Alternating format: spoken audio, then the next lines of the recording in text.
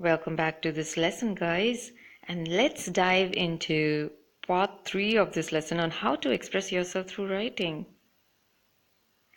We'll be looking at how to put commas in the right places to construct meaningful sentences in today's lesson. Let's find out how to get our commas right while writing. And if you haven't checked out the previous parts, part 1 and 2, do check them out too, where I had covered spelling mistakes and using wrong words in your sentences, respectively. Right. I have a question for you guys. Have you ever been in a situation where you were lost as to where you should put the comma in a sentence and just decided to leave it out or put it anywhere you like because you just knew the sentence should have one? I've been in such situations more than I can remember right now. I would just wing it sometimes. Wing it here means to do something without having much knowledge about it and hope that it is correct. How many of you have done that? Just kept your fingers crossed and hope that whatever you wrote gets you through the exams. Fingers crossed is again an idiom which means to hope that all goes well. You must have seen the fingers crossed emoji in WhatsApp. It has the index finger crossed over the middle finger. I think all of you must have seen that.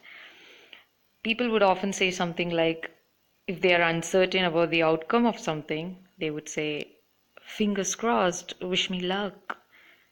You could say that before an exam or a competition. Okay, let's come back to the lesson and look at how to put commas in the right places. Let's look at some cases where we often fail to use a comma in our sentences. The first case is not using a comma for sentences that have a pause or sentences that have a break. Sentences that start with if, when, etc. all have a comma when the pause happens. For example, if you're going outside, do carry an umbrella with you.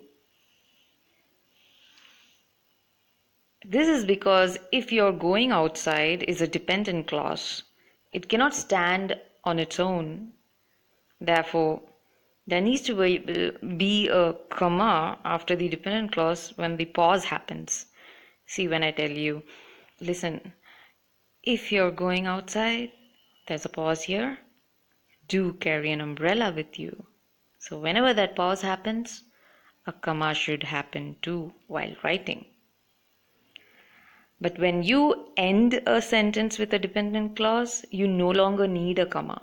For example, if you take the same example, if you're going outside, do carry an umbrella with you, and put the dependent clause towards the end, the sentence would be something like, do carry an umbrella with you if you are going outside.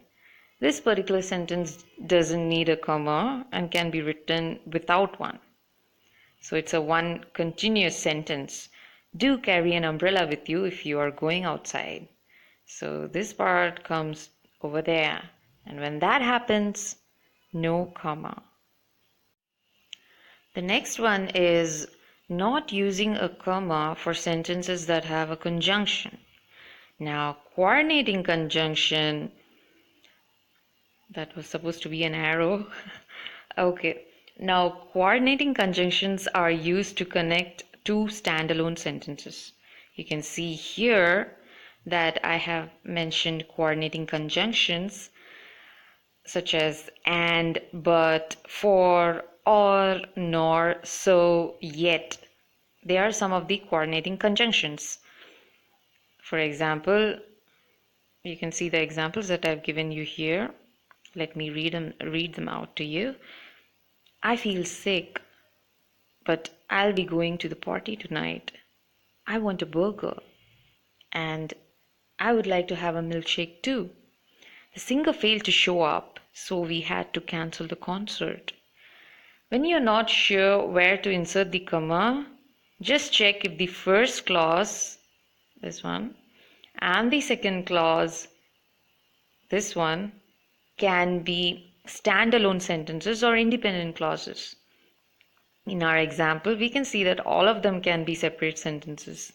Hence, we can put a comma before but, and so. So when you see this sentence and put them separately, they can stand on their own. Similarly, this and this can be separate sentences, and this also can be separate sentences. And also, if there are no independent clauses, you don't need a comma. For example, sentences like, the dress is nice but old. I went to the restaurant and ate. In these examples, comma is not needed, since the second part of the sentence after the conjunction and cannot stand on its own. So when I say the dress is nice but old, the old part cannot stand on its own. So you don't need a comma before but here. I hope you get what I'm telling you. Okay, moving on. The next one is not using a comma when ending a sentence with a subject. Always use a comma when you're ending the sentence with a name or a position that someone holds. For example, how are you, John? Thank you for helping me, Maya. I didn't do my homework, sir. I'm hungry, Mom. You can see that there has to be a comma in all of these sentences where it ends with a subject. Also, a variation could be when you use please towards the end. For example, can you help me? Please? So there's a comma before the please here. It's a question sentence. Can you help me? Please? So, and even in the case of question sentences like, you are a professor, aren't you? She's a teacher, isn't she? So before the endings aren't you and isn't she, there has to be a comma. Let's look at how many of us use a comma in the wrong place in our sentences. Let's look at this first example. I went to the hotel and enjoyed a good meal. There shouldn't be any comma after hotel here, because went and enjoy are verbs, and enjoyed a good meal cannot stand on its own as a sentence. Hence, no comma is required here. Here, the coordinating conjunction and is connecting a dependent clause. So, enjoyed a good meal cannot be a separate sentence. And hence, this is the right way to put it. I went to the hotel and enjoyed a good meal. In this example, we can see that men, women, and children attended the exhibition. And you can see that this comma is incorrect in this place. And the correct way to put it would be men, women, and children attended the exhibition with no comma after children. The comma that you see here before and is optional. Either you can put it or leave it, but I prefer to put it. That way the sentence seems to look better. So men, comma, women, comma, and children attended the exhibition. This is the right way to write it. The next example is example number 3, where the sentence is the smell of alcohol is strong and pungent. You can see that the comma here is incorrect. The correct way to put it would be the smell of alcohol is strong and pungent with no comma anywhere. Why? Because pungent cannot stand on its own. It's dependent on this sentence. So the smell of alcohol is strong and pungent has no comma after strong. In example number 4, we see the sentence, I wanted to wish her for her birthday but forgot. And this comma is incorrect over here. And the correct way to put it is I wanted to wish her for her birthday, but forgot without a comma. So because this is dependent on this, and there shouldn't be any comma over here. Example number 5 is she said she is okay. And this comma over here after said is incorrect. The right way to put it is she said she's okay with no comma. Okay, moving on to example number 6, we have are you all right? Asked John to Maya. So this is a question here and there won't be a comma in this place. The correct way is are you all right? Asked John to Maya without a comma in this place.